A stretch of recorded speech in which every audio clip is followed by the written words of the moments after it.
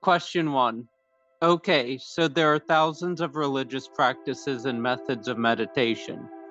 Which methods do you find most and least helpful?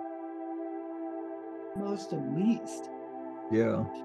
I find least valuable the ones where that are guided meditation, and they basically tell you everything you're supposed to see.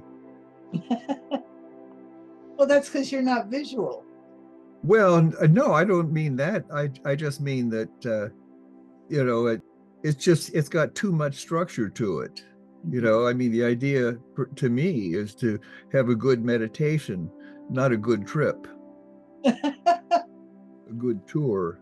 But I don't like the ones that are just too structured. Can I add something? I'd like to share something, and I won't drag it out, but it ties in with the meditation. In that, I've been reading a book called The Light Eaters, and it's about plants, and it's beautifully written. It's fascinating because it's really describing the cutting edge of where we are now with science about plants. And I'm enjoying it so much because it's really pushing the envelope as far as what we know about plants and the kind of beings they are, or maybe. And the kinds of communication they have. Yes. And their intentionality and again, it's a foreign being, not foreign in that we're familiar with plants, but foreign in that there's so much still we don't know. Anyhow, in reading all of this and getting exposed from several angles about new aspects of science and beings, I had this sort of wash over me of all of the life forms, to put it in a simple way, from the tiny little bacteria, and even the attraction of protons and electrons. Here we don't understand them either, of course, but there was this sense of we need all of this, and we need to understand it more to get even a glimpse of the miraculous beauty of what is God. Yes. Yes. So, excuse me, I'm going to turn off my little noise thing here. We don't hear it. I don't hear it. Yes. Hello? Oh, what? We hear you. We hear you. We don't see you. Sounds like she turned off the wrong thing. Well, we don't hear her anymore, so. Or see her.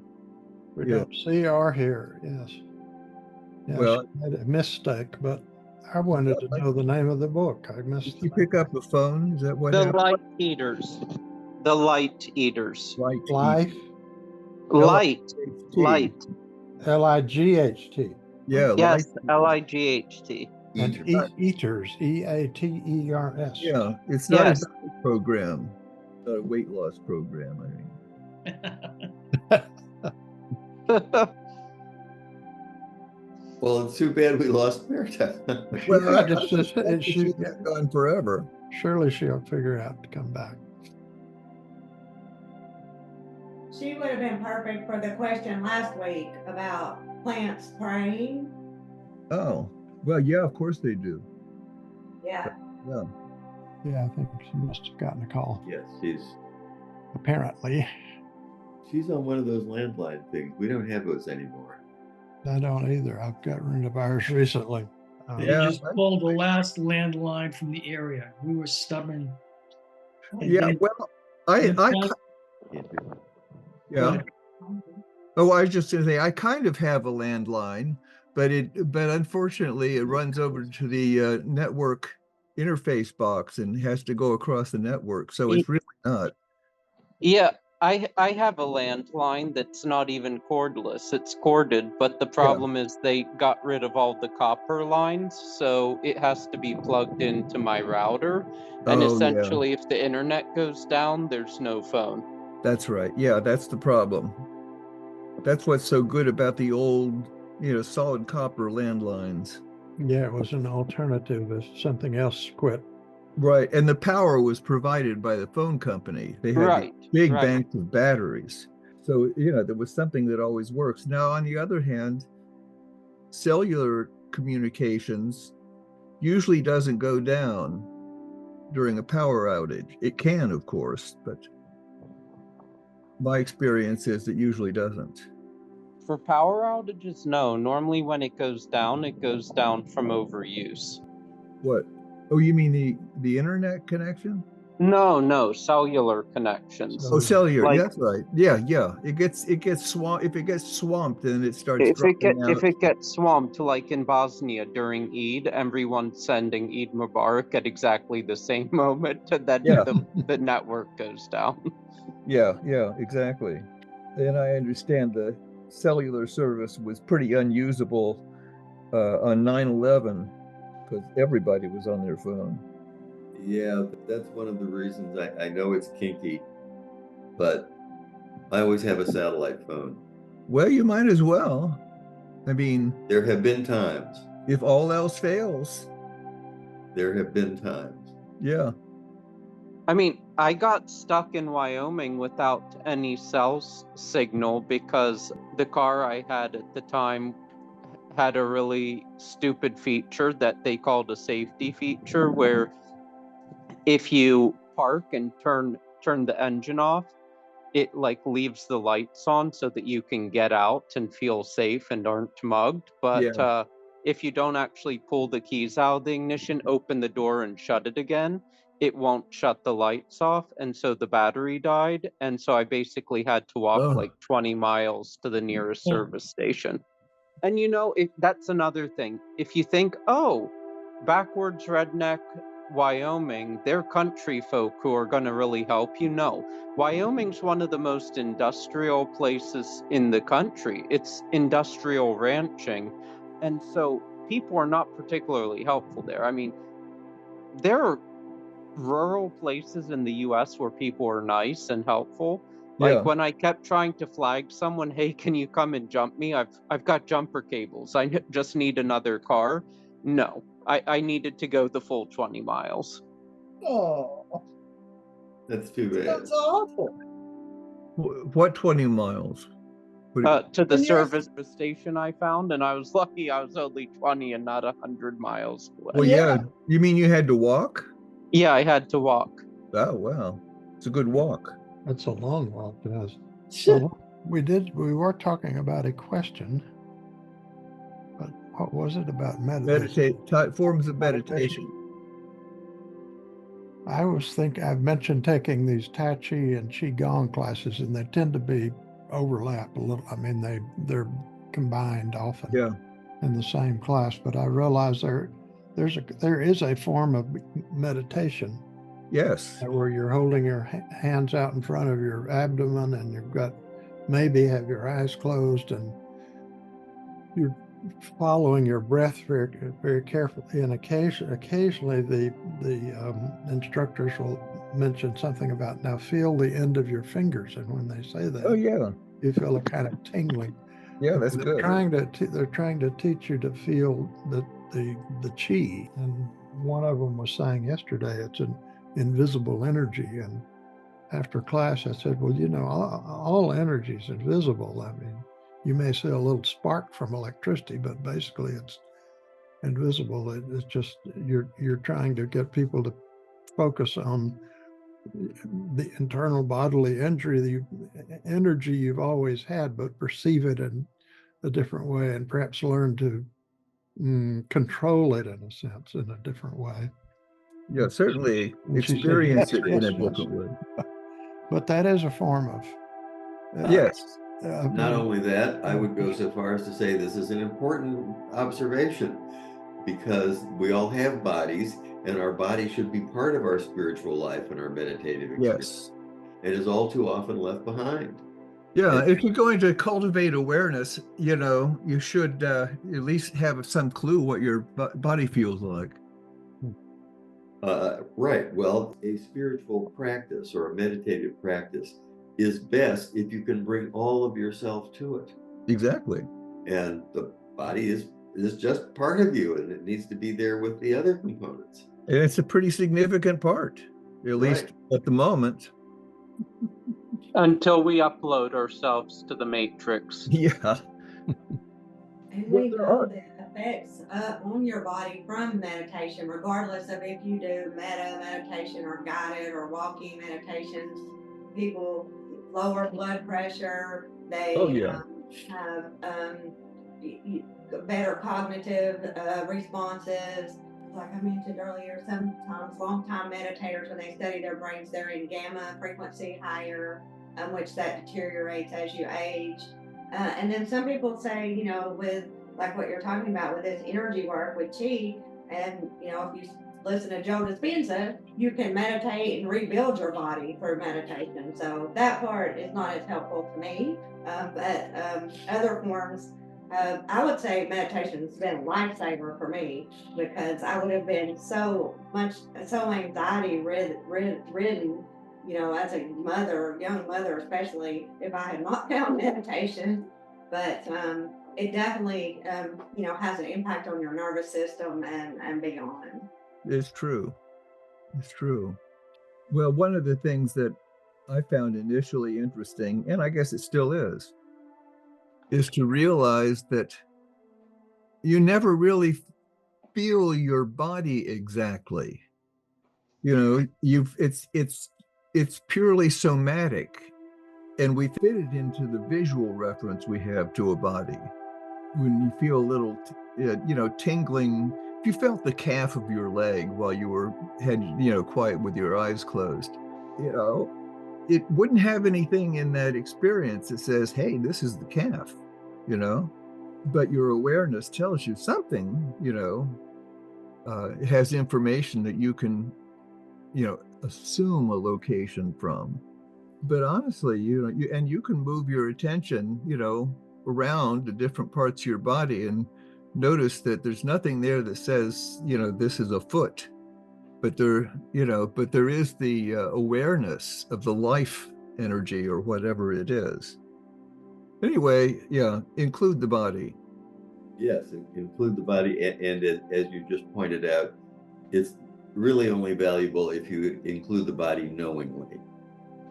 Yes, I imagine. Yeah, and it's not a thing; it's an experience.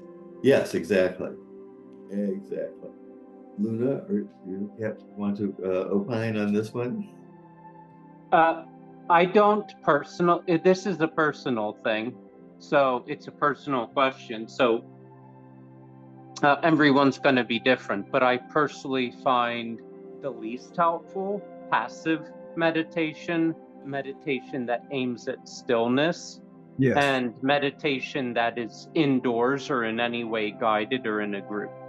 What I find most helpful is active meditation, contemplative meditation, generally in nature. So walking through the woods alone, pondering things, or even thinking of like having an image of a mandala in my head, different things like that. You know, this goes back to some of the more classic Jesuit forms of meditation, that certainly Tibetan as opposed to Japanese or Zen.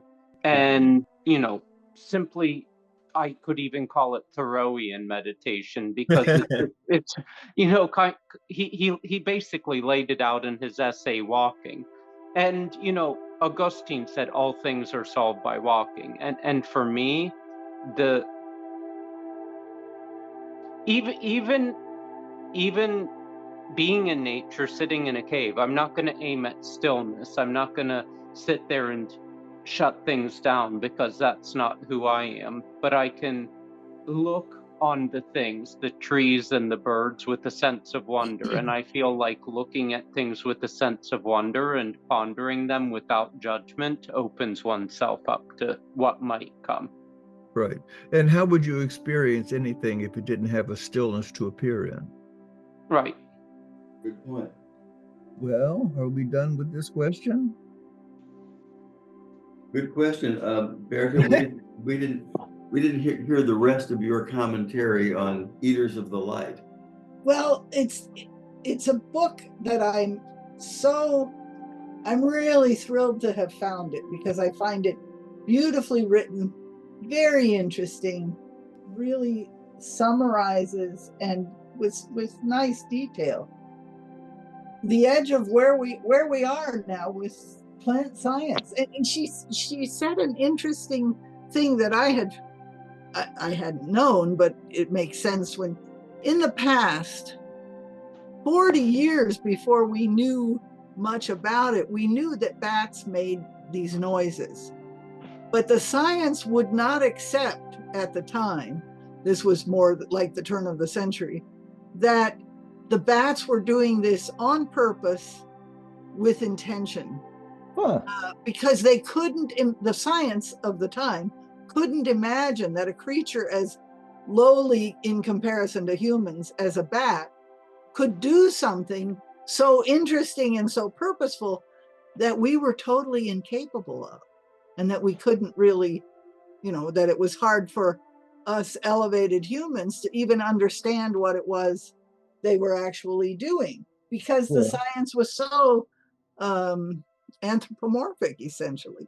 So, or hot chili peppers, I just read today that, it's almost as if they had intentionality when they decided to develop capsaicin, because, peppers were the very first plant known to man to actually self-pollinate. But, essentially the seeds would be destroyed by mammals, but birds don't actually have the receptors to know something's hot. So they developed it, and actually for thousands of years were completely protected and able to reproduce without any problems, because the mammals would stay away and the birds would eat the seeds, or they would take the seeds and move them. And they didn't expect humans to come along, though, and like killer hot sauces. She explained there's a flower that lives in the top of the Andes in South America in a pretty severe environment. There aren't many pollinators even available. And these two men, one's German, one's maybe from Belgium, but they run two different botanical gardens, and they are both growing this plant. And they both came to the agreement that this flower remembers the frequency of when pollinators come. Really? And the interviewer, the science writer, was saying, "What do you mean remembers? Where? How?" And they said, "We can't tell you that, but we know they remember because we've seen it.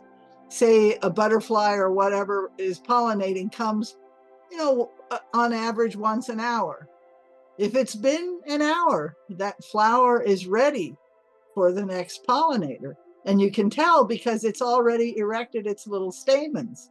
And it was just a fascinating description. These two men came to the same agreement just by observing the flower, and there are these beautiful mysteries that we're just on the edge of. Yeah, where is that information, stored or represented or whatever, for a plant? Anyhow, the book was reviewed in Science News, and I'm so glad I read the review, because as soon as I ordered it, I even have to put it down because there's so much new information. I have to sort of stop for a while and let that sort of process and digest, because I don't want to get hit with it all at once, because I'll forget. Yeah. Well, and then a lot of research is saying, we think we have the big brains. We don't have the big brains. And we think the plants have the small brains. No, the plants have a much larger brain than we do, because they basically connect to one another through this huge neural network involving roots and fungi and all sorts of other things. And basically they can communicate with one another. And who's to say where things are stored? Because, it's like this huge brain that we can't picture as a brain, because we think of it, oh, that flower, that's one life form, but there's a synergy between all of the different flowers and maybe even different plants and other species in the area. And they also haven't abstracted themselves so much from the rest of creation. They're in much closer relation to the bacteria and all these other things than we are. We keep abstracting ourselves away, and we think that makes us better, but it's a huge loss. Well, and it's interesting. It may be that the reason walking in nature is so spiritually soothing and enhancing and enlightening is that walking in nature is walking closer to God, even more so than communing with animals, because somehow there's more of a direct connection. And you're getting that chemical connection too, from plants putting off different chemicals. And that's a form of communication. Yes. Oh, yeah. All right, this is reminding me of my last weekend with Dr. Greer. Now, consider the fact that you have this tiny little window on the world. Yeah. You have this tiny little window on what's going on around you, not to mention what's possible if you look at other dimensions. And there are all kinds of critters around communicating with each other, including us. Yeah, and even something apparently static, or mostly apparently static, like plants. Like a plant, yes. They could still, without having a repository for their knowledge, they could continually circulate it through their network. Right. And so it would be dynamically stored in a certain way. Sure. It would pass by often enough to be useful. Or whatever, you know. I mean, it might even be quantum states. Or somehow available enough to be used. Yeah. There are things we don't understand. Right. Maybe they're all essentially quantum entangled. That's popular these days. I know, and it's oversimplifying.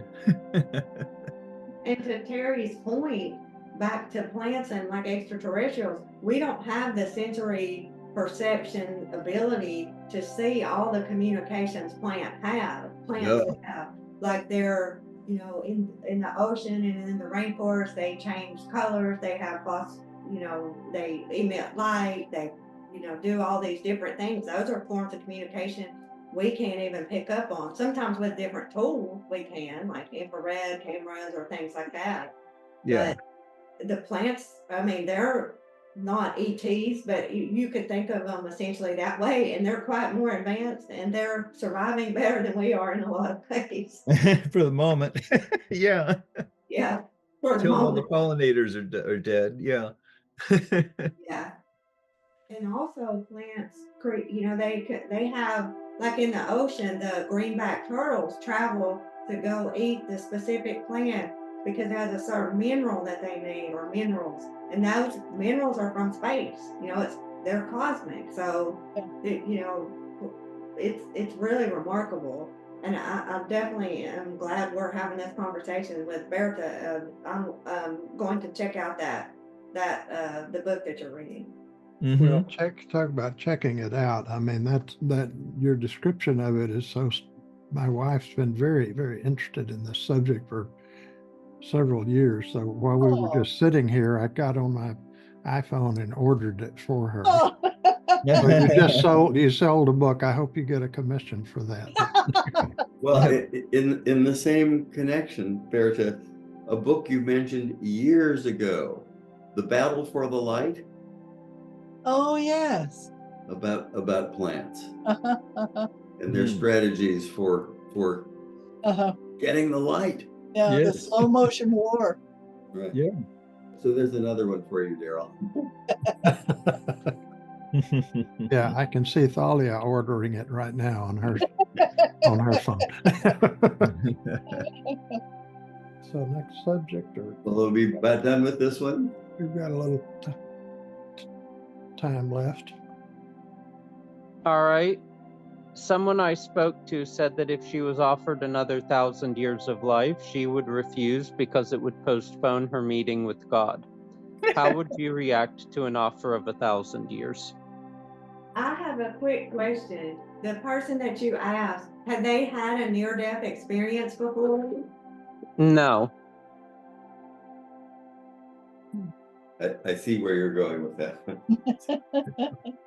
Well, if we're on this journey and if we have any sense of how real reincarnation is, or at least on some level, then, we've got that journey in any case. No reason to be impatient, after all. Right. It's hard to Yeah. it's hard to make contact with God when you're impatient all the time. Yeah, and besides, there's something about that response that gives God all the responsibility for this. Rather than saying, I'll take my time and as much as I can to do what I can to get to know him. This is saying, yeah, I'll just wait for him. Yeah. Because, if before the 1,000 years is elapsed, if you find God, then, you're a success. You've fulfilled your life. You can continue or not along that particular timeline. I just thought of that myth, and I think I've mentioned it before, that Luna referred me to. I've forgotten who the goddess was, but she fell in love with a human man, and then as a gift she gave him eternal life, but she forgot to give him eternal youth. So to have another 1,000 years as an old man, I don't know. Oh no. Especially if the degradation continues. Oh my goodness. You could get bad. But talk about a potential character in a horror movie. Yeah. Well, this makes me, and I'm sure I've mentioned it before, but on my grandmother's 100th birthday, she was asked if she was ready for another 100. And she sort of paused and looked a little thoughtful and said, I don't know. She said, 100 years is a long time. And I thought, nobody else can really say that with authority. The Pope was here a couple of weeks ago, and he met with this 113-year-old woman, and he was talking to her, and then someone interviewed her afterwards, and it's like, 113, what's your secret? And, what do you think about how things have changed and about plans for the future? She said, my secret is I don't think about the past or the future. Yeah, that'll do it. Interesting. Yeah. So she kind of lives outside of time. She lives in the now. So it doesn't matter if she's 60 or 113 or a 200 or 1,000. It's all the same. Right. I think that as we evolve in multiple ways, as humans, as we evolve with, science and things around longevity, we're going to live longer, whether it's artificially or, induced, or just we take better care of ourselves. We're going to live longer anyway. But I think as we evolve consciously in consciousness, that is exactly what you just said. There's no beginning and no end. So the 1,000 in this body or in another body, it's the body experience that is really, I don't think anything keeps you from God. It's just you're in this body or in another body or not in a body, whatever, that's your situation at the time. That's how I look at it. So if it were offered to me to take, I would, I don't know that that's an offer you can take up, but I would certainly have no problem with. I know it doesn't matter if I say I'm 1,000 or 100 or 53 or 27.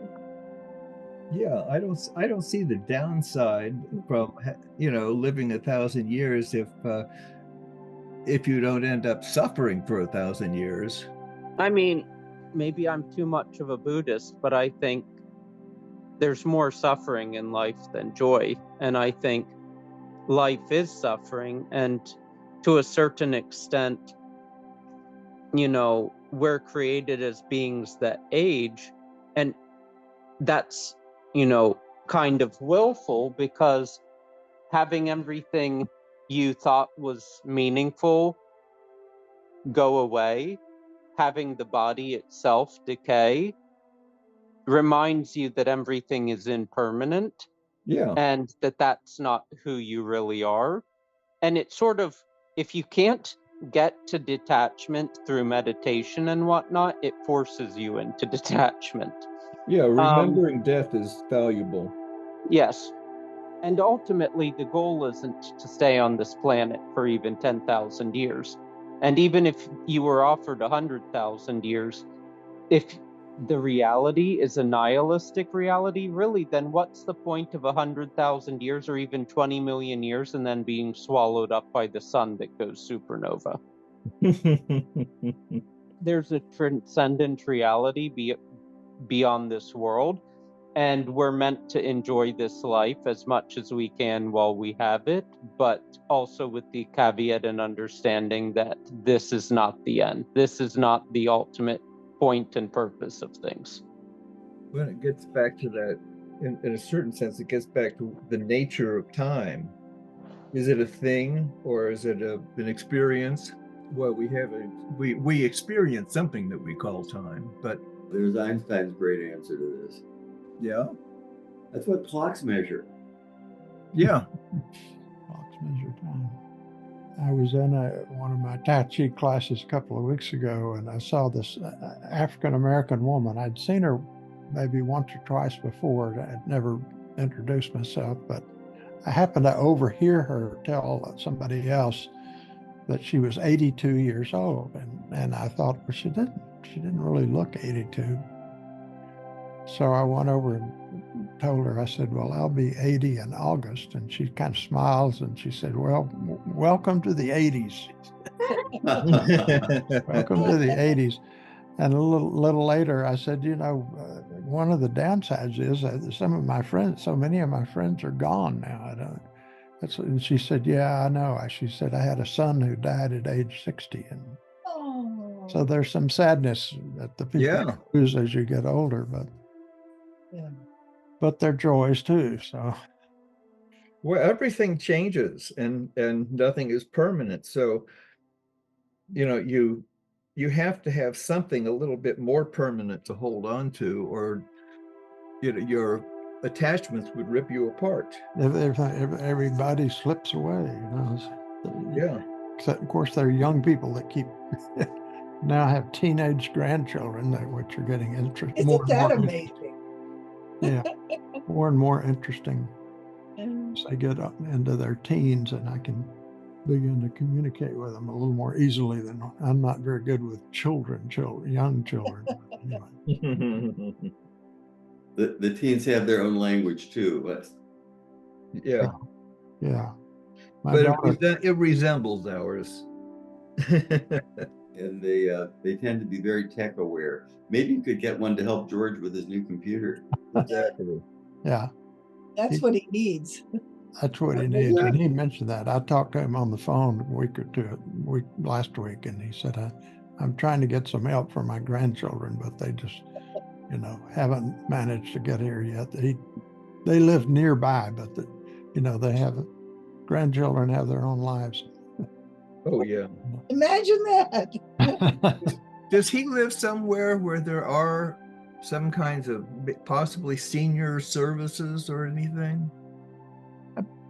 Well, he lives in Fredericksburg. I think it's a city of maybe 40,000. So yeah, there might be. As I say, he lives with his youngest son, but his youngest son's got some disabilities of some sort. But he has other family. He has a total of 4 children, and the other family are relatively nearby. I mean, within. Yeah. Well, I know in some places they have people that volunteer to help us older folks with techie problems and other things. Yeah. Learn how to use the computer, and while they're there, they might check your connections or something. But it seems like there ought to be some place that if you could just get the question out there, can anybody look at this and help, then you probably get an answer. Yeah, I should try to get in touch with one of his daughters. I met them years ago, but anyway.